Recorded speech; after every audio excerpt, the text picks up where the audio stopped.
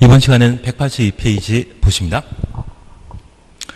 4번 정비사업 시행자에 관한 설명으로 틀린 것 찾도록 되어 있습니다. 1번 주관개선 사업은 스스로 주택을 보전 정비하거나 개량한 방법으로 시행하는 경우 시장 군수 등이 직접 시행하는 것이 원칙이다. 2번 시장 군수 등이 토지주택공사 등을 사업 시행자로 지정하여 시행하려는 경우 토지 등 소유자 과반 동의 받아야 된다. 1, 2 맞습니다. 3번 수용 방출 시행하는 경우 정비 예정 구역의 토지 또는 건토의 소유자 또는 지상원자 3분의 2입니다. 세입자 세대수의 과반수 동의 받아야 된다. 그래서 토지 등의 소유자 3분의 2, 세입자 과반 동의 받도록 되어 있습니다. 그리고 4번, 5번 묶어놓습니다. 재개발 사업은 조합이 시행하거나 조합은 과반 동의 받아 시장, 군수 등, 토지주택공사 등, 건설업자, 등록사업자, 신탁업자, 한국감정원, 신탁업자, 한국감정원 가로 해놓습니다. 신한입니다. 공동 시행하는 방법으로 하고 재건축은 조합이 시행하거나 조합은 과반 동의받아 시장, 군수 등, 토지주택공사 등, 건설업자, 등록사업자, 공동사업 시행하는 방법으로 한다. 시행자에 관한 문제입니다. 잠깐 우리 이렇게 다시 한번 반항하십니다.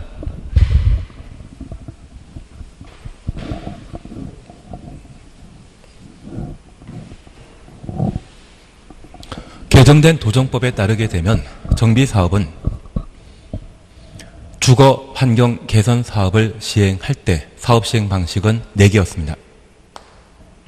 사업 시행자가 정비 기반 시설, 공동 이용 시설을 확충하고 토지 등의 소유자가 스스로 단독택과 다세택을 개량하는 방법이 있습니다.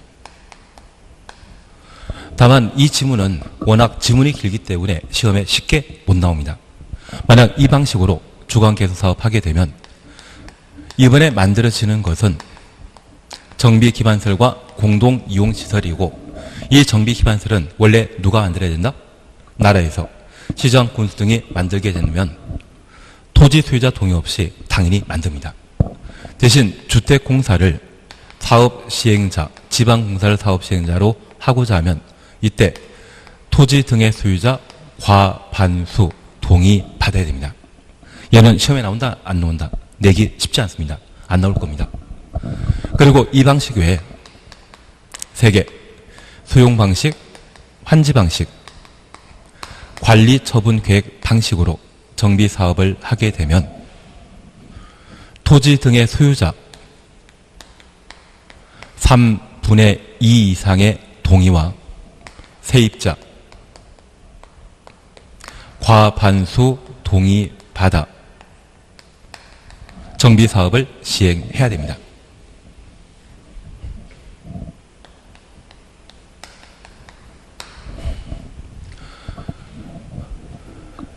그리고 이 수용 환지 또는 관리처분계획 이 3가지 중에 하나의 사업을 시행하고자 하는데 천재지변으로 긴급한 주거환경 개선 사업 시행하게 되면 동의 없이 할 수 있습니다.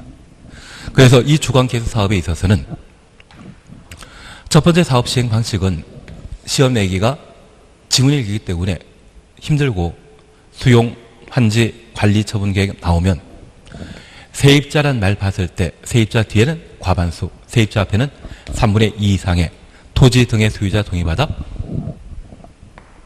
시장, 군수 등 주택공사 등이 정비사업을 시행할 수 있습니다. 그리고 재개발 사업의 경우에는 조합이 사업 시행하는 것이 원칙이지만 재개발 사업을 위한 정비구역의 토지 등의 소유자가 20명 미만인 때는 조합 설립하지 않고 재개발 사업을 시행하게 됩니다. 사실 조합을 설립해서 사업하기 위해서는 조합에서 의결할 사안들을 신문에 미리 광고하고 총회 소집하고 일정한 의결 정족수를 충족한 때 결정할 수 있습니다. 그런데 토지 등의 소유자가 재개발 사업을 직접 시행하게 되면 신문에 광고할 필요 없이 우리 카톡이 있죠. 그 카톡으로 몇 월 며칠 날 밥 먹자. 그리고 밥 먹으면서 박수 3번으로 안건을 통과시킬 수 있습니다. 시간, 비용 많이 절감할 수 있죠. 그래서 이 토지 등의 소유자가 정비 사업을 직접 시행하는 것은 이익이다, 불이익이다, 이익입니다. 그래서 공익사업인 재개발 사업에는 이를 허용하는 반면 재건축 사업의 경우에는 토지 등의 소유자가 10명이라 할지라도 반드시 조합을 설립해서 사업 시행하게 합니다. 사익사업이기 때문에 규제 강화 차원에서 인정되는 형태라고 봐놓습니다. 그리고 조합 또는 토지 등의 소유자 과반수 동의 있으면 시장 군수 등과 공동사업 시행할 수 있는데 그 공동사업 시행할 수 있는 범위가 총 몇 명? 신안을 포함한 6명과 공동사업 시행할 수 있습니다. 공익사업이기 때문에 공동사업 시행자 범위가 그만큼 넓다라는 것 이해해 놓습니다. 반면 재건축 사업의 경우는 토지 등의 소유자 동의받으면 몇 명? 4명과 공동사업 시행할 수 있는데 신한, 신탁업자와 한국감정원은 포함한다? 빠집니다. 사익사업인 재건축 사업의 경우는 공동사업 시행할 자가 4명이고 재개발 사업하는 경우는 6명이라면 공익사업인 재개발 사업에 좀 더 규제 완화시켜준 것이죠. 그래서 이 사업 시행자에 관한 사안들을 보시는데 올해 시험에 나올 수 있는 것은 바로 이 신안이 재개발 사업에는 포함될 수 있고 공동사업 시행자 될 수 있고 재건축 사업에는 공동사업 시행자가 못 된다라는 거 기억하시고 만약 주거환경 개선 사업이 나오는데 앞에 수용, 환지, 관리 처분 계획 방식으로 주거환경 개선 사업하면 세입자 뒤에는 과반수, 세입자 앞에는 3분의 2 나왔을 때 시장 군수등이 사업 시행할 수 있는 방법이라는 것을 구분해 놓습니다. 저것 확인해 주시는 게 필요합니다. 그리고 5번과 관련되어서는 틀린 질문만 확인해 놓습니다. 바로 4번입니다. 이의 경우 세입자의 세대수가 토지 등의 소유자 2분의 1 이하인 경우에는 세입자 동의 받지 않아도 된다. 그래서 세입자 세대수가 토지 등의 소유자 2분의 1 이하인 때는 세입자 동의 없이 수용, 환지, 관리 처분 계획에 의한 정비사업 할 수 있다. 그 정도 봐 놓습니다. 시행자 파트 저렇게 해 놓습니다. 사실 이 정비사업과 관련된 시행자 파트에는 이런 사업 시행자 결정에 관한 사항 외에 조합 설립에 관한 사항 그리고 대행, 지정 개발자, 주민대표회의 이 사항은 참 많습니다. 그런데 이 모든 것들을 다 정리하더라도 이게 시험에 나온다 꼭 확신하면 할 만한데 양이 워낙 엄청나기 때문에 우리는 시행자와 조합에 관한 사항까지만 함께 봐나갑니다. 그래서 6번과 관련된 사항을 한번 알아서 풀어보십시오. 7번은 풀을 필요 없습니다. 7번은 아예 보질 않습니다. 그냥 얘는 버리는 걸로. 그리고 6번은 정비사업 대행에 관한 사항인데 안 합니다. 그리고 9번 시공자 선정에 관한 사항으로 그냥 지나갑니다. 다만 이 시공자 선정과 관련되어 9번의 동그라미 1번만 잠깐 확인하십니다. 조합은 조합설립 인가받은 후 조합총회에서 경쟁 입찰 등의 방법으로 시공자 선정하여야 한다. 그래서 시행은 각종 개발 사업을 진행해 가는 것을 말하고 시공은 공사만 담당하는 것을 말하는데 그 시공자 선정은 인가받은 이후 어디에서? 총회에서 경쟁 입찰 방법으로 시공자 결정한다. 그것까지만 보십니다. 그리고 바로 188페이지에 정비사업 조합 함께 보십니다. 우선 1번 추진위원회인데 그냥 편하게 보십니다. 1번입니다. 추진위원회 관한 설명 수행과 찾도록 되어 있습니다. 조합 설립하려는 경우 정비구역 지정고시 후 5명 이상의 추진위원회 주놓습니다. 추진위원회 몇 글자입니까? 5글자. 그래서 5명 이상입니다. 위원과 운영 규정에 대한 토지 등의 소유자 과반 동의 받아 추진위원회 구성하여 시장 군수 등의 승인 받아야 된다. 1번 맞습니다. 2번입니다. 추진위원회는 정비사업 전문 관리업자와 시공자 선정한다. 여기 시공자 선정은 조합 설립인가 이후 총회에서 결정하도록 되었습니다. 추진위원회 단계에는 시공자 선정하는 것 아닙니다. 그래서 2번 드립니다. 3번, 4번, 5번 그냥 지나십니다. 그러면 이제 잠깐 구분하실 것이 있습니다. 우리가 지금 2단계 시행자에 관한 사항을 함께 봅니다. 여기 시행자와 관련되어 주관계승사업, 재개발사업, 재건축사업의 시행자 어떻게 되는지 확인하셨고, 이런 정비사업 시행자 중에 가장 대표적인 시행자가 조합입니다. 그래서 이 조합은 정비구역 지정 이후 2단계에서 만들어지게 되는데, 이 조합을 만들고자 할 때 먼저 추진위원회가 구성되고, 저 추진위원회가 정비구역 안에 일정한 토지 소유자 동의 받게 되면 그제서야 조합이 설립되게 됩니다. 그래서 이 추진위원회는 5글자이기 때문에 정비구역 지정 고시 후 위원장을 포함한 5명 이상의 위원과 운영규정을 작성하여 토지 등의 소유자 과반수 동의 받아 시장 군수 등의 승인 받아 설립되게 됩니다.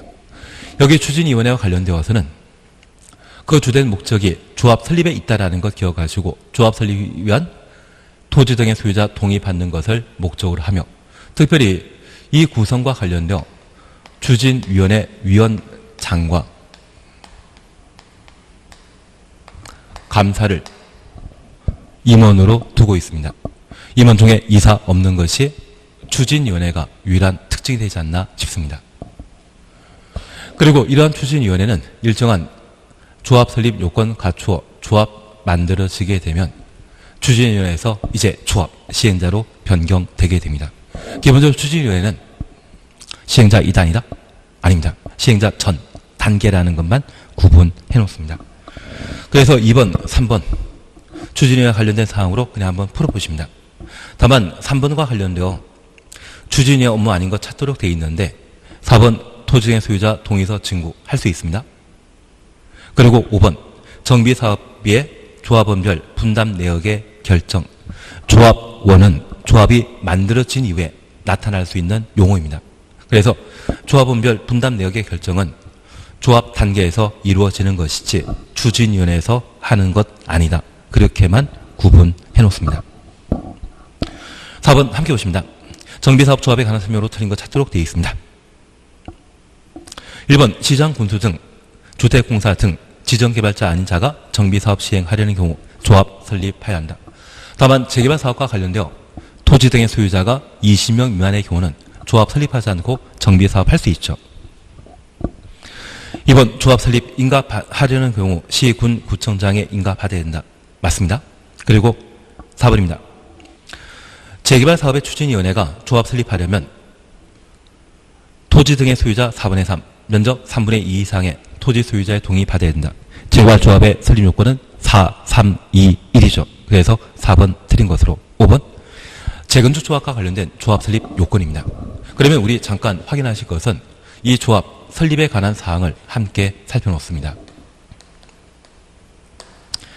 정비사업조합은 설립 절차에 관한 사항과 그 구성에 관한 내용으로 각각 구분해서 정리해 주시는데, 여기 조합 설립 절차와 관련되어 저 추진위원회는 재개발 사업과 관련되어 시장 군수 등에게 조합 설립 인가 받고자 하면 정비구역 안에 토지 등의 소유자 총수 4분의 3, 이 4분의 3을 이렇게 법으로 사용하죠. 그리고 면적 2분의 1 이상의 동의 받도록 되어 있습니다. 그러면 1, 2, 3, 4를 뒤집어 놓으면 그게 뭐다? 4, 3, 2, 1이죠.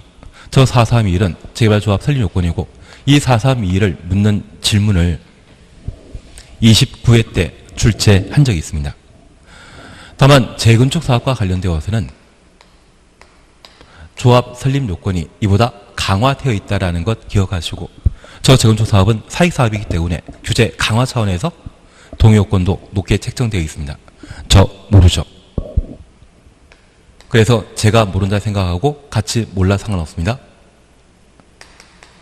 이 재건축 조합의 설립 요건은 주택단지인 것과 주택단지 아닌 것을 각각 구분하게 되는데 단지 아닌 경우에는 토지 등의 소유자 총수 4분의 3, 면적 3분의 2 이상의 동의 받도록 되어 있는데 431과 비교할 때 4332는 그 동의 요건이 강화되어 적용된다는 것 확인하시고 주택단체에 조합 설립하고자 한다면 동별 구분 소유자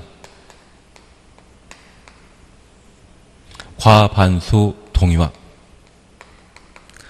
단지 전체 구분 소유자 4분의 3 면적 4분의 3 이상의 동의 얻어야 되는데 제가 모른다 생각하고 크게 신경 쓸 필요 없습니다. 다만 우리가 꼭 기억하실 것은 431은 재발조합 요건이고 재건축은 이보다 좀 더 강화되어 적용된다. 그렇게만 구분해 놓습니다. 그리고 어느 정도 구분이 익숙해지게 되면 그때 천천히 재건축 조합의 설립 요건을 파악해 놓습니다. 그리고 이런 동의 요건 갖추어 시장 군수 등에게 인가받으면 30일 내 등기함으로써 공법상 법인이 만들어지게 됩니다. 그리고 이 조합이 만들어지게 되면 이 조합에는 행정부에 해당되는 집행기관으로 임원 존재하고 국회에 해당되는 의결기관으로 총회가 있으며 이 총회 권한을 대신하기 위한 대의원회를 두게 됩니다. 그리고 조합원으로 구성되게 됩니다. 여기 임원과 관련되어서는 10월 24일 날 아주 중요한 내용들이 많이 개정됩니다. 다만 우리 시험은 이틀 뒤거든요. 이 개정된 것을 시험에 내게 되면 좀 문제 있지 않나 싶습니다.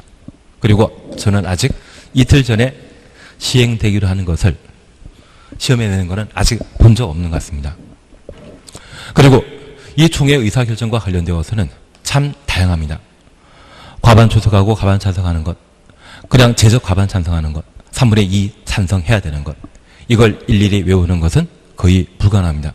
그래서 이쪽은 총회 의사결정과 관련된 의사결정 방법에 대해서는 버리는 게 마음 편하고 여기 대의원회는 조합원 수가 100명 이상인 때 대의원회를 구성하여야 한다. 필수기구라는 것만 하나 확인해 놓습니다. 우리가 열심히 해주실 것은 바로 조합원이 되지 않나 싶습니다. 그래서 4번은 조합 설립 절차에 관한 사항으로 한번 확인하는 것으로 5번 같은 패턴의 문제이고 6번 같은 패턴 문제인데 우리 6번과 관련된 문제 잠깐 확인하십니다. 재개발 사업의 추진위원회가 조합 설립하려면 토지 등의 소유자 총수의 4분의 3, 면적 2분의 1 이상의 동의 받아야 됩니다. 그래서 431이란 말이 나와 있는 4번이 답이 되게 될 겁니다. 그리고 두 번째 질문으로 조합이 정관 기재 사항 중에 조합은 자격에 관한 사항을 변경하려는 경우 정관 동그라미 변경 동그라미 총회 개최하여 조합은 3분의 2 이상의 찬성으로 시장 군수 등에 인가받아야 된다. 그래서 정관 변경이라고 하는 아주 중요한 내용이라면 그때는 얼마? 3분의 2 이상의 특별 결이 필요하다. 그렇게만 확인하시는데 이걸 다 정리하는 게 불가능합니다. 그래서 29회 때에도 양심이 있어가지고 재개발 조합의 설립 요건만 알면 문제 풀 수 있도록 해놨던 것 같습니다. 답은 4번입니다. 7번 토지 등의 소유자 산정에 관한 기준으로 우리 얘는 그냥 지나가십니다. 다만 우리가 함께 공부하시면서 공법상 공유란 말 보게 되면 대표 1인, 구분 소유자란 말 보게 되면 각각 의결권 행사할 수 있다는 것만 구분해 놓습니다. 8번 함께 보십니다. 조합 설립에 관한 설명을 옳은 것 찾도록 되어 있습니다. 1번 조합 설립 인가받기 위해 조합장의 인감증명서가 포함된 선임 동의서를 시장 군수에게 제출해야 한다. 얘는 옛날 규정인데 선임 동의서까지는 제출될 필요 없습니다. 그리고 2번 조합 설립인가 취소된 경우 고시해야 한다. 그게 중요한 것은 아니지만 그냥 한번 확인하는 것으로 대신합니다. 그리고 3번입니다. 조합 임원이 선임 당시 결격 사유 있으므로 선임 후 판명되면 당연 퇴임하고 당연 퇴임입니다. 도시개발법에서는 다음날 자격 상실하지만 여기에서는 당연 퇴임이란 말 쓰게 됩니다. 퇴임 전에 관여한 행위는 효력 잃게 된다. 퇴임 전의 행위에 대해서 계속 효력 유지하게 됩니다. 그래서 퇴임 전에 관여한 행위 효력 상실한다. 효력 잃게 된다. 이 말 보면 무조건 틀린 것으로 파악해 놓습니다. 4번 추진위원회 조합 설립 위해 토지 등의 소유자 동의 받을 때 구두라도 할 수 있다. 여기 토지 등의 소유자 동의와 관련되어서는 서면 형태로 이루어진다라는 것만 이해해 놓습니다. 그리고 5번 관리처분계획 수립 변경 의결하는 총회의 경우 조합은 100분의 10 이상이 직접 출석해야 한다. 이는 중요한 의사결정에 해당되는 것으로 20% 이상이 직접 출석하도록 되어 있는데 아주 까다롭게 나옵니다. 그리고 중요한 지문도 아닌 게 정답되고 있는 판국이기 때문에 도정법은 사실 학습량이 엄청 많아야만 문제를 풀 수 있는 것이 하나의 특징이 아닌가 싶습니다. 그래서 8번 도정법이 까다롭게 나온다. 그 정도만 한번 확인하고 지나가십니다. 9번과 관련되어 우리 조합 설립 요건과 관련되어 1, 2번 반드시 확인하시고 3번 기원하실 겁니다. 그리고 4번을 잠깐 보십니다. 설립된 조합 인가 받은 사항을 변경하고자 할 때 변경 추놓습니다. 총회에서 조합은 과반 찬성으로 의결하고 시장 분수 등의 인가 받아야 된다. 인가 사항을 변경하고자 한다면 총회에서 조합은 3분의 2 이상의 동의받아 결정할 수 있습니다. 그래서 과반수가 아니라 3분의 2 답을 4번을 해보시는데 우리 4번 그냥 주의 삼아 한번 봐주시고 1, 2, 3 묶어놓으시면서 조합 설립 요건으로 다시 한번 확인해 놓습니다. 10번 한번 보십니다. 조합 설립에 관한 설명으로 옳은 것 찾도록 되어 있습니다. 1. 조합 설립 인가 받은 경우 따로 등기하지 아니하여도 조합 성립된다. 성립 요건은 등기이죠. 설립은 인가였습니다. 그리고 2번 조합 임원은 같은 목적의 정비 사업하고 있는 다른 임원 겸할 수 없다. 겸직 제한 규정 기억하시면서 2번 틀립니다. 3번 재건축 사업은 조합을 설립하지 아니하고 토지의 소유자가 직접 시행할 수 있다. 재개발 사업에 가능한데 이 재개발 사업 시에 정비구역 안에 토지의 소유자가 20명 미만일 때 가능했던 것 살펴놓습니다. 4번 공공지원 추천없습니다. 정비사업 시행하는 조합을 설립하고자 하는 경우 추진위원회 구성하지 아니할 수 있다. 여기 공공지원은 시장, 군수 등이 정비사업에 관여하는 것을 말합니다. 이런 경우에는 추진위원회 없이 바로 조합 설립할 수 있습니다. 5번입니다. 조합 임원이 결격 사유에 해당되어 퇴임한 경우 임원이 퇴임 전에 관여한 행위는 효력 있는다. 퇴임 전의 행위 계속 유효하죠. 그래서 5번 틀립니다. 답을 4번으로. 11번 그냥 지나갑니다. 이런 거 나오면 알아서 잘 찍어주시면 됩니다. 그리고 12번 조합원에 관한 사항 함께 보십니다. 조합원에 관한 설명을 드린 것 찾도록 되어 있습니다. 1. 정비사업 조합원은 토지 등의 소유자를 한다. 다만 우리가 잠깐 구분하실 것이 있습니다. 여기 조합원과 관련되어 첫 번째 조합원 자격 요건으로서 정비구역 안에 토지 등의 소유자가 조합원이 되지만 재건축 사업의 경우에는 재건축 사업에 동의한 자만 조합은 된다라는 것 확인해 놓습니다. 재건축 사업은 사익 사업이기 때문에 반대하는 자에게 강제할 수 없죠. 그래서 1번 같은 경우에는 정확하게 정비사업이 무엇인지 재건축인지 재개발인지 표시한 때 맞다 틀리다를 판단할 수 있습니다. 그리고 2번 재건축 사업의 경우 동의한 자만 해야 한다. 그래서 재개발 사업은 강제로 재건축 사업은 동의한 자로 할 수 있다는 것 확인해 놓습니다. 그리고 2번 조합은 산정 시에 공유자란 말 보게 되면 대표 1인이라는 말로 대신한다는 것 다시 살펴놓습니다. 그리고 4번입니다. 투기과열지구에서 재건축 사업의 경우 조합 설립 인가 이후 조합 설립 인가 추놓습니다. 토지 또는 건축을 양수한 자는 조합은 될 수 없다. 4번 맞죠? 그러면 잠깐 구분하실 것이 있습니다. 각각의 정비사업의 조합원 지위는 원칙적으로 양도할 수 있습니다. 다만 투기를 방지하기 위해 작년에 개정된 사항으로 투기 과열지구로 지정되게 되면 사익사업인 재개발 사업의 경우에는 그 정비사업과 관련된 토지 건축물을 관리 처분 계획 인가 이후 양수한 자는 조합원 될 수 없고 현금 청산 대상이 됩니다. 그러면 이 관리 처분 계획은 3단계 절차에 적용되는 절차라는 것 기억하시고 이전 고시하늘까지 양수한 자는 조합원 될 수 없습니다.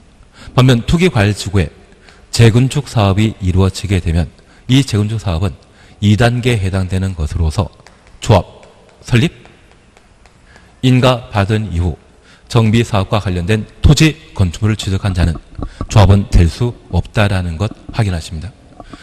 그래서 이때부터 이전 고시하는 날까지 매매 제한하게 되는데 재개발은 공익사업이기 때문에 3단계만, 재건축은 2단계, 3단계가 매매 제한 기간이 된다는 것 확인해 놓습니다. 최근 개정된 사항으로 꼭 한번 확인해 놔야 됩니다. 그래서 투기과열지구란 말 보게 되면 재건축은 조합 설립 인가 후, 재개발은 관리 처분 계획 인가 후, 토지 건축물을 양수한 자는 조합원 될 수 없다. 꼭 한번 봐 놓습니다. 그리고 13번 임원에 관한 설명을 드린 것 찾도록 되어 있습니다. 1번 그냥 봐 놓습니다. 조합에 두는 이사의 수는 3명 이상으로 하고 토지 등의 소유자가 100명 초과 주놓습니다. 그때 5명 이상으로 한다. 그리고 감사는 1명 이상 3명 이내입니다. 그리고 2번 조합 임원 임기는 2년 이하 범위에서 정관을 정하고 연임할 수 있다. 2년이 아니라 3년입니다. 3번 그냥 지나가시고 4번 10월 24일 날 개정될 내용인데 조합 임원이 되고자 하는 자는 정비구역에 거주한 자로서 1년 이상 거주하거나 정비구역의 토지 건축물을 소유한 자 5년 이상 소유한 자를 임원으로 선임하도록 되어 있습니다. 그래서 선임일 직전 3년 동안 정비구역 내 거주기간이 1년 이상인 자 5년 이상 소유하고 있는 자 이들이 임원 될 수 있다는 것 확인해 놓습니다. 그래서 4번은 좀 애매한 규정이 아닌가 싶습니다. 이틀 뒤에 시험 보는데 이거 가지고 시험 내기엔 좀 애매하고 내년 시험에는 아마 확실히 나올 수 있는 그런 내용이 될 수 있을 겁니다. 그리고 5번 조합장이 대의원, 의장이 되는 경우 대의원을 보며 조합장을 제외한 이사, 감사는 대의원 될 수 없다. 한번 확인하십니다. 우리가 이해하실 것이 있습니다. 여기 임원은 행정부에 해당되고 총회는 그리고 대의원에는 국회에 해당되게 됩니다. 그래서 여기 행정부에 있는 자가 대의원이 되게 되면 이것은 좀 애매하죠. 우리가 삼권 분립이라는 것을 들어본 적이 있는데 그 삼권 분립에 위배되는 것일 겁니다. 다만 이 대의원의 의장이 조합장 된다. 수상과 대의원 의장은 같은 사람 될 수 있다는 것 염두에 두시면서 한번 확인만 해놓습니다. 다만 제가 부탁드릴 것은 조합장을 제외한 임원, 감사, 이사는 대의원이 될 수 없다. 그렇게만 구분해 놓습니다.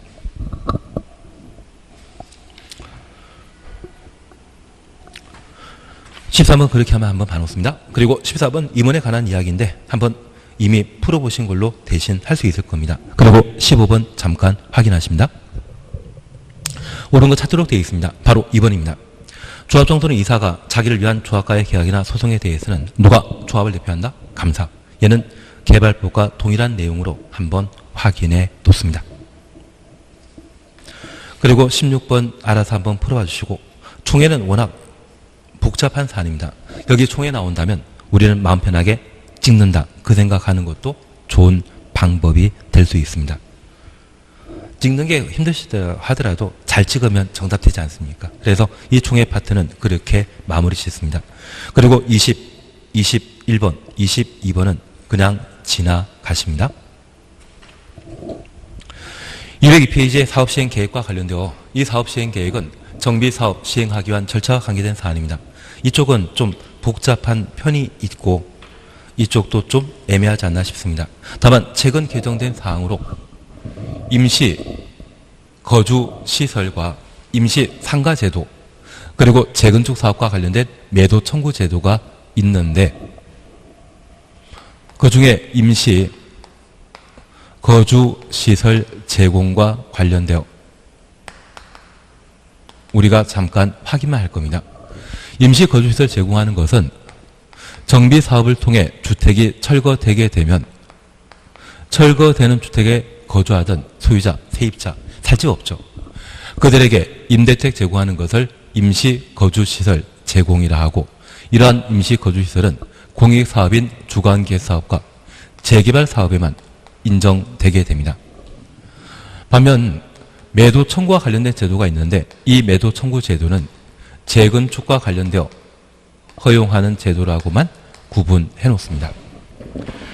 그래서 정비사업 시행 인가와 관련된 사항으로 206페이지 8번을 함께 보십니다. 8번 찾았습니다. 임시거주시설 설치에 관한 설명을 드린 것 찾도록 되어 있습니다. 1번, 시행자는 주거개선사업 및 재개발사업, 주거환경개선사업부터 재개발사업까지 가로 해놓습니다. 철거되는 주택 소유자, 세입자에게 임시거주에 상한 조치 하여야 한다. 임시거주시설 제공 대상 누구인지 확인해 놓습니다. 2번입니다. 시행자는 임시거주시설의 설치를 위해 필요한 때 국가, 지방자치단체, 공공기관, 개인, 토지시설을 일시 사용할 수 있다. 일시 사용 추천했습니다. 3번, 국가, 지방자치단체는 임시거주시설에 필요한 토지, 건축물, 사용 신청 받은 때 이미 사용계획이 확정된 경우 사용계획이 확정 가로해 놓습니다. 이를 거절하지 못하고, 사용계획이 확정되었다면 파는 게 중요하지 임시거주시설 제공하는 게 중요한 게 아닙니다. 그래서 이때는 거절할 수 있습니다. 대신 별다른 계획이 없다고 하면 제공해야 되고, 이 경우 사용료 대부분은 면제하도록 되어 있습니다. 그래서 국가, 지방자치단체와 관련된 사항 한번 확인해 뒀습니다. 그리고 4번, 시행자는 정비사업의 공사 완료된 때 완료된 날부터 30일 내 임시거주시설 철거하고 원상 회복해야 한다. 그리고 5번, 사업 시행자는 임시거주시설로 이용한 가로속의 지방자치단체에 의한 공공단체, 개인의 시설에 대해서는 손실보상해야 한다. 국가, 지방자치단체에 대해서는 손실보상할 필요 없습니다.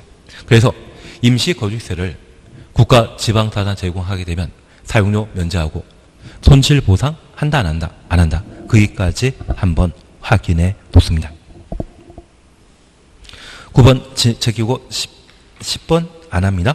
소형주택은 그냥 할 필요 없을 것 같습니다. 그리고 11번 건너뛰고 12번 재건축 사업의 매도 청구 있습니다. 여기 재건축 사업과 관련된 매도 청구는 어디에 인정된다? 재건축에만. 임시거주시설은 주거개선 사업과 재개발 사업에 인정된다. 그렇게만 하나 구분해 놓습니다. 그런데 이 재건축 사업은 참 재미있는 게, 통상 공법상 사전 협의 기간은 3개월인데 이 재건축만큼은 2개월입니다. 나중에 또 2개월 볼 수 있는데, 이것은 우리 공법에 사법화라는 말 들어본 적이 있다고 하면 얘는 반대로, 사법에 공법화라는 말 들어본 적이 있다면 얘는 반대로 공법 규정이 민법 같은 사법화 현상을 보이는 파트가 아닌가 싶습니다. 그래서 이쪽은 워낙 법이 자주 고쳐지다 보니 이상하게 많이 바뀌게 됩니다. 사전 협의와 관련된 사항, 민법에서는 2개월이지만 공법에서는 3개월인데 여기만큼은 2개월로 정해 놓고 있습니다. 우선 1번 함께 보십니다. 재건축 사업 시행자는 사업 시행 계획 인가 고지부터 30일 내 조합 설립에 동의하지 아니한 자, 동의 여부 회답할 것을 촉구하여야 한다. 2번, 촉구받은 자는 촉구받은 날부터 30일 내 회답하여야 하며, 기간 내 회답하지 아니한 경우 동의하지 아니하겠다는 뜻을 회답한 것으로 본다. 촉구받게 되면 2개월 내 회답하도록 되어 있습니다. 그리고 3번입니다. 기간이 만료될 때 2개월 이내 동의하지 아니하겠다는 뜻을 회답한 토지등의 소유자에게 매도할 것을 청구할 수 있다.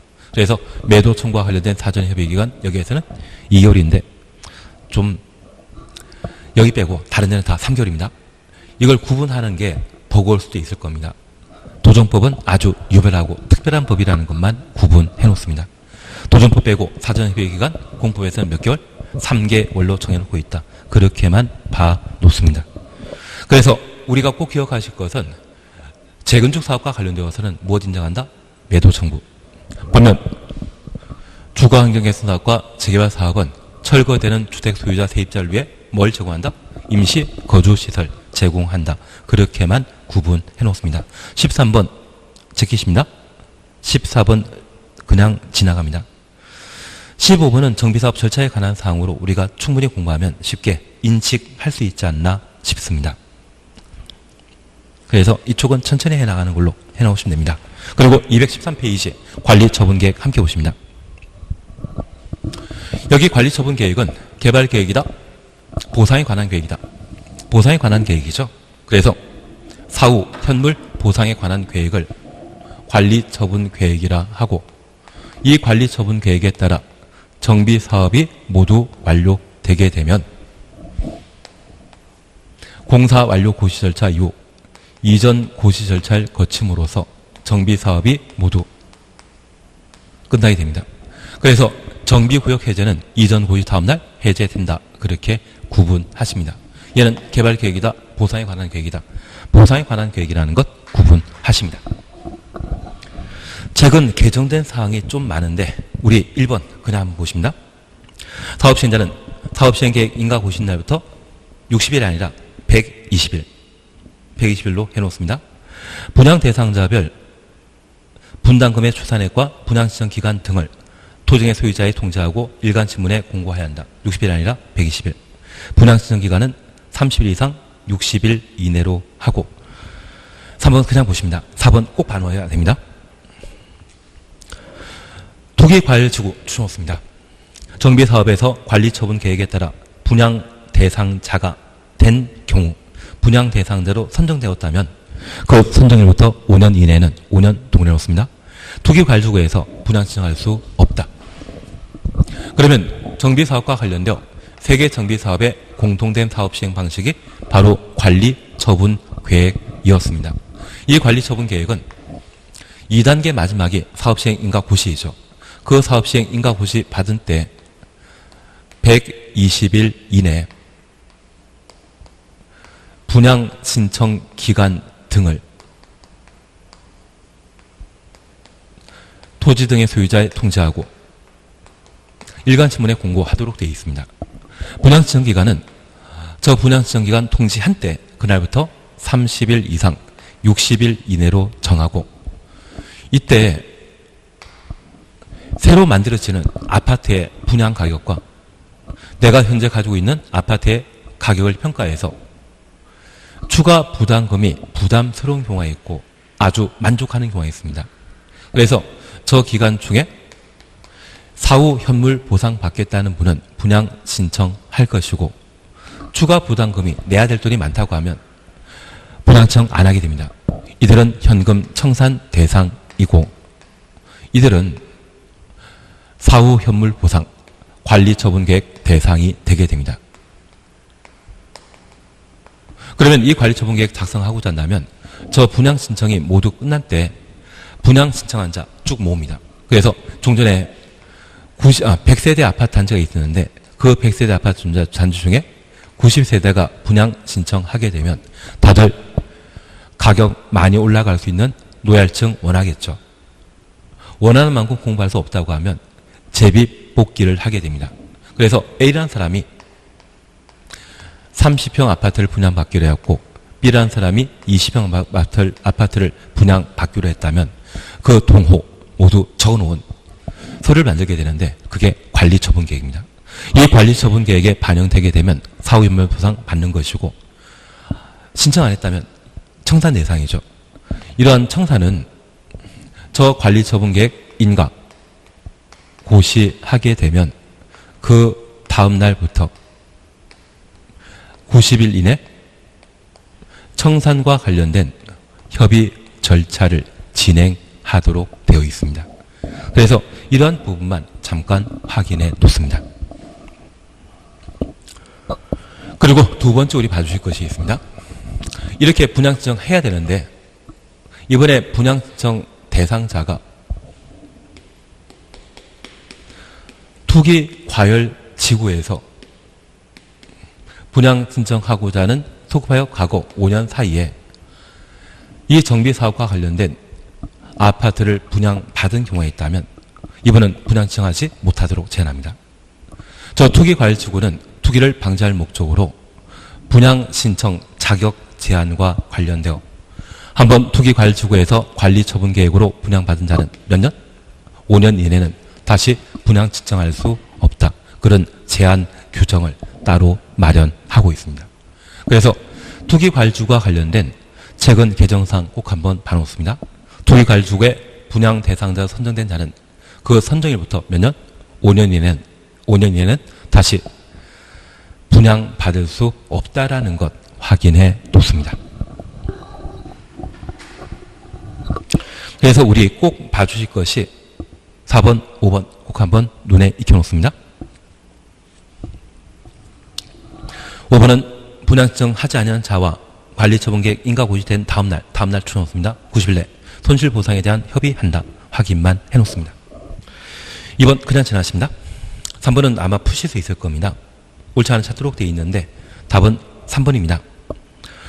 사업시행자는 분양증 하지 않은 자 등에 대해 분양증 기간 종료일부터 90일 이내 손실보상에 대한 협의해야 한다. 분양증 기간 종료일이 아니라 관리처분계획 인가고시일 다음 날부터 90일 이내 손실보상해야 되죠. 손실보상에 대한 협의해야 될 겁니다. 그래서 답을 3번으로 해놓습니다. 그리고 4번 60일 이내 수용 재결 신청하거나 매도 청구 제기한다. 그냥 한번 확인만 해놓습니다. 그리고 4번, 5번, 6번, 4번 등은 관리처분계획 내용에 관한 사항인데 여기 관리처분계획 내용과 관련되어 우리 주택 공급에 관한 사항만 하나 살펴놓습니다. 그래서 바로 우리 함께 봐주실 것으로서 관리처분계획 수립 기준을 함께 보십니다. 8번 문제 보십니다. 5번, 6번, 7번 그냥 지나가시고 8번 보십니다. 다시 우리 함께 봐주실 것으로 현재 관리처분계획은 개발계획이다. 보상에 관한 계획이다. 보상에 관한 계획입니다. 그래서 이 관리처분계획에는 보상에 관한 내용을 담도록 되어 있고 이 관리처분계획 작성할 때 기준, 이 기준을 몇몇 정리해 주셔야 됩니다. 우선 1번 보십니다. 지나치게 좁거나 넓은 토지, 건축물은 증가하거나 감소시켜 적정 규모가 되게 한다. 좁거나 줄만 쳐놓습니다. 우리가 관리처분 계획 기준을 함께 공부할 때 좁은 토지는 지나치게 좁은 토지와 너무 좁은 토지라는 표현이 있습니다. 만약 서울에 재개발 사업 또는 주거개선 사업 등을 하게 되면 대지의 지분이 30제곱미터 이상이면 아파트 분양권 죽어요. 30제곱미터 미만의 경우는 현금 청산하도록 되어 있습니다. 그러면 이 30제곱미터 기준으로 약간 많은 땅은 분양 대상인 반면 30제곱미터 미만의 경우는 너무 좋은 토지이기 때문에 현금 청산 대상인데 만약 39와 29.5를 비교하라고 하면 그거 참 애매하지 않습니까? 하나는 청산 대상이고 하나는 분양 대상입니다. 그러면 같은 좁은 토지이지만 분양받는 것은 그래도 크기 때문에 그러면 글자수 2개보다 글자수 4개가 크기 때문에 얘는 분양 대상이고 얘는 너무는 현금 청산 대상이 된다는 것 확인하십니다. 그런데 이 너무 좋은 토지 앞에 재해 방지, 위생상 이 말 붙게 되면 그때는 예외가 달린 것이기 때문에 이때는 분양받을 수 있습니다.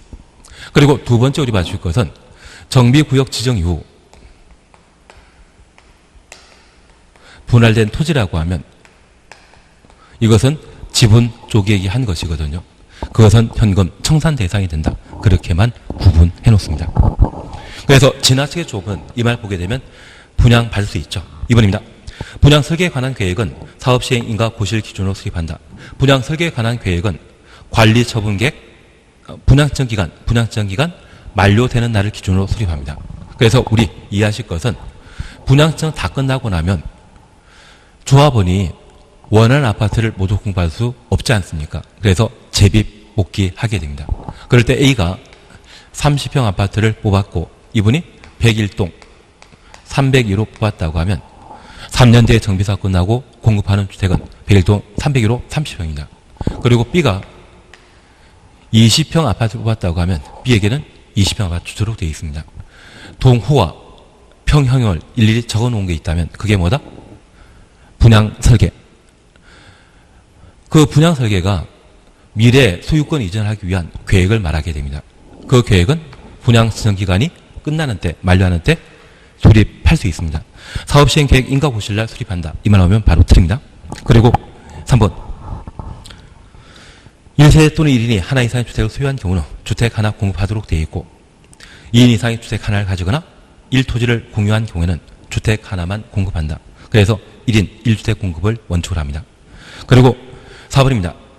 과밀억제 권역에 위치하지 않은 재건축의 경우는 주택수만큼 공급할 수 있다. 다만 투기과열주거 조정 대상 지역 가로 해놓습니다. 제외한다. 우리가 하나 기억하실 것이 있습니다. 주택 공급과 관련되어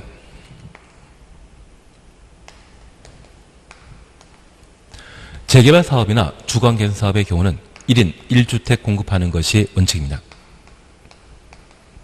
한 사람이 2개를 가지고 있다 할지라도 하나의 주택을 2사람 이상이 공동 소유한다 할지라도 하나 공급하는 것이 원칙인데 재개발 사업은 사익 사업입니다.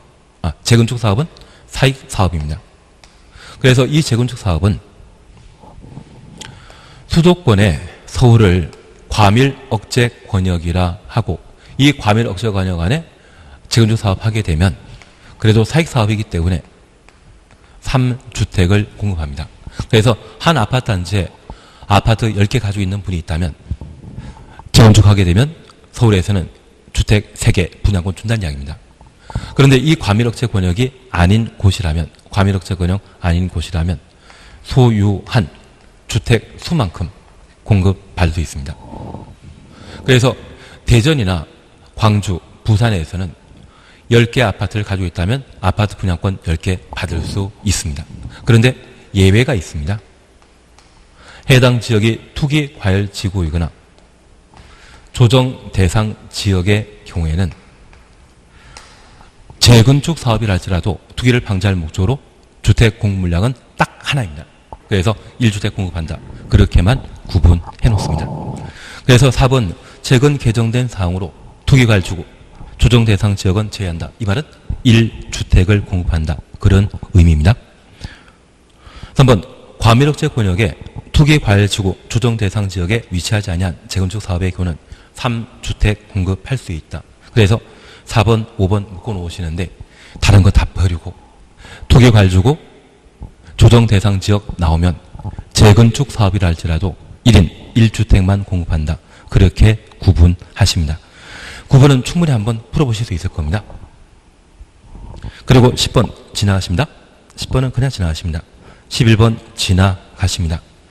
그리고 12번은 관리처분 계획 변경과 관련된 사항으로 경미한 사항 물어보는 것인데 사실 좀 지엽적인 문제가 되게 됩니다. 잘 찍는 것으로 해주시고 답은 4번인데 계산 착오 등으로 재산 착오 등으로 단순 증정하고자 할 때 단순히 내용 바꾸고자 할 때 불이익 받는 자가 있다면 그것은 중요한 변경이거든요. 그런 중요한 변경은 변경 인가 받도록 되어 있습니다. 그냥 단순히 계산 착오 단순한 정정으로 불이익 받는 자가 없다고 하면 경미한 사항으로 변경 신고하면 되는데 이때는 변경 신고하면 되는데 이때는 불이익 받는 자가 있다면 변경 인가 대상이 되게 됩니다. 그리고 220페이지에 13 관리처분계획 효과에 관한 사항을 보실 수 있습니다. 이 관리처분계획 효과와 관련되어 틀린 것 찾도록 되어 있는데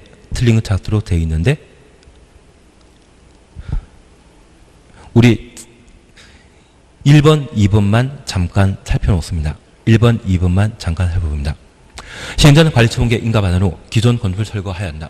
여기 관리처분계획은 사후 현물 보상에 관한 계획입니다. 인가받았다면 사후 현물 보상이 완성된 것으로 인정해서 이제 낡은 건물 철거할 수 있습니다. 그래서 철거 신고는 언제 이후?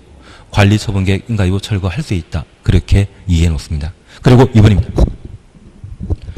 기존 건축의 붕괴 등의 안전사고 우려 있거나 폐공간 밀집으로 우범 지대와 우려 있는 경우 건축물 토지 소유자 동의 및 시장 군수 등의 허가받아 동의 추천하시고 허가 추천했습니다. 미리 관리처분계획 철거할 수 있다. 미리 건축물 철거할 수 있다. 지금 2번은 이렇게 잠깐 이해하셔야 됩니다. 관리처분계획 인가받은 이후 기존 건물 철거할 수 있는데 관리처분계획 인가 전에 철거하고자 하면 우범 지역으로 우범지대가 우려 있고 그리고 토지 소유자 동의와 지장 군수 등의 허가 받은 때만 관리처분계획 인가 전에 철거할 수 있다. 그런 의미입니다. 그런데 우리 하나 이해하실 것이 있습니다. 여기 2번 철거와 관련되어 재건축 사업의 경우는 건축물과 부속 토지를 동시에 소유한 자만 토지 등의 소유자가 되게 됩니다. 그래서 이 건물이 철거되게 되면 땅만 가진 자이기 때문에 재건축 사업에 조합은 될 수 없거든요. 그래서 정비 사업이 몇십 년째 지연되었을 때, 제대로 이루어지지 않았을 때 건물 그냥 내버려 두고 사람이 다른 곳에 사는 경우가 있습니다. 그러면 이 빈 집이 여러 가지 문제가 발생할 수 있거든요. 그런데 불구하고 재건축 조합원 지위를 유지하기 위해 빈집 철거하지 않고 그냥 내버려 두는 경우가 허다합니다. 그래서 이러한 것들이 여러 가지 문제가 발생하게 되면 이 건축물 철거하더라도 이 건축물과 관련된 건축물 대장이 있습니다. 이 건축물 대장에 존재한다는 표기만 하면 노란 건물 보이지 않더라도 건물 존재하는 것으로 인정받을 수 있거든요. 그래서 이 대장 관장하고 있는 시군구청장에 허가받아야 되고 관리처분계획 인가 전에 철거하고자 한다면 토지 소유자의 재산권에 큰 영향을 미치게 됩니다. 그래서 토지 소유자 동의 받으면 관리처분계획 인가 전에도 철거할 수 있도록 허용하게 됩니다. 그래서 관리처분계획 인가 전에 철거하고자 한다면 토지 소유자 동의와 지장 군수 등의 허가받은 때만 철거할 수 있다. 그걸 확인해 놓습니다. 3번 크게 중요한 거 아닙니다. 4번 중요한 거 아니고 5번 중요한 거 아닌데 그냥 금전 반환 청구권 시행자에게 행사할 수 있다. 그냥 구상권이라고만 생각하시고 저렇게 지나가십니다. 그리고 옆에 페이지에 1번 기존 건축 철거할 수 있는 시기 찾으라고 했는데 이미 우리 문제 보시면서 관리 처분계획 인가받은 이후 철거할 수 있죠. 답을 2번으로 해놓습니다. 그리고 공사 완료 절차에 관한 사항으로 우리가 함께 봐주실 것이 소유권 이전에 관한 사항을 함께 살펴주십니다. 2번 문제는 그냥 지나가시고 3번은 작년 기출 문제인데 4번 보시게 되면 준공 인가에 따른 정비구역 해제에 있으면 조합은 해산된 것으로 본다. 조합 해산된 것으로 본다. 가로 해놓습니다. 근데 이 정비구역 해제가 한다 할지라도 조합이 해산되지 않습니다. 제가 알고 있는 모 아파트 단지 재건축 회장님은 재건축 사업이 25년, 27년 전에 끝났는데 재건축 조합을 계속 유지하고 있습니다. 그리고 그 재건축할 때 어떤 특정 건설업체랑 공사 계약 체결하면서 조합이 유지되면 임원 월급을 회사에서 매달 따박따박 300, 400씩 지급하기로 했던 계약이 있거든요. 그래서 조합 해산하지 않고 지금도 계속 유지하고 있는 아파트 단지가 있습니다. 그러면 그분 한창 때인 40대 초반에 조합장 되셨고 지금 30년 가까이 되었다고 하면 지금 70 가까운데 불구하고 따박따박 한 달에 400, 500 받으시면 편하게 사시겠죠. 그래서 이 정비사업조합은 청산에 관한 문제가 남아있다고 하면 정비구역이 해제된다 해서 조합이 바로 해산되질 않습니다. 그래서 4번 틀린 지문이 되게 됩니다. 다만 우리가 꼭 봐주실 것은 바로 5번입니다. 관리처분 계획에 따라 소유권 이전하는 경우 분양받을 자는 이전 고시 있은 날 다음날 추정없습니다. 소유권 취득한다. 그래서 이전 고시 당일에는 권리 소멸하고 다음날에는 권리 발생한다. 그걸 구분만 해놓습니다. 그리고 3번 봐주십니다. 관리처분계획 수립하는 경우 정비구역 지정은 이전 고시 있은 다음날 해제된 것으로 본다. 관리처분계획에 따라 정비사업하게 되면 이전 고시 1 다음날 정비구역 해제돼야 되죠. 그래서 정비구역 해제에 관한 사항으로 한번 확인하십니다. 1번, 2번은 크게 문제되는 것은 아닐 것 같습니다. 그래서 지금 이전 고시와 관련되어서는 이전 고시 다음날 새로운 권리 발생한다. 그것 하나 확인해 놓습니다. 그리고 바로 8번 넘어갑니다. 청산금에 관한 사항 딱 하나만 보시면 됩니다. 청산금과 관련된 소멸시효는 몇 년이다? 5년.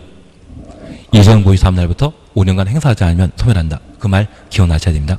우선 8번에 1번은 분할 징수에 관한 사항입니다. 맞는 양입니다. 2번입니다. 종전 소유하고 있는 토지 가격과 분양받은 대지의 가격은 그 토지의 규모, 위치 등을 참작하여 평가한다. 그리고 3번. 청산금 납부할 자가 이를 납부하지 아니한 때 지장군수 아닌 사업시행자는 지장군수에게 청산금 징수 위탁할 수 있다. 그리고 4번입니다.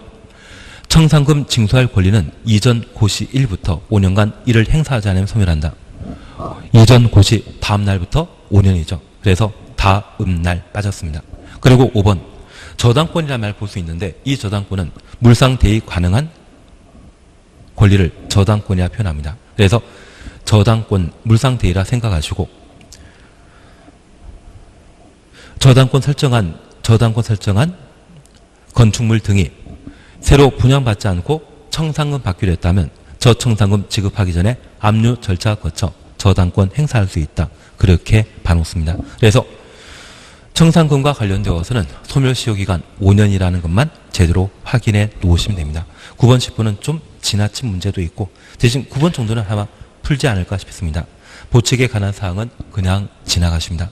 그래서 이 도정법은 지금 우리 보시는 내용들 중에 좀 시험에 나올 만한 것, 용어 정의 파트, 정비 기본 계획 파트, 시행자, 그리고 조합, 관리 처분 계획과 관련된 최소한의 내용, 이 정도를 한번 보시면 도정법 문제를 어느 정도 풀어 나갈 수 있을 겁니다. 여기까지 함께 하도록 하겠습니다. 수고하셨습니다.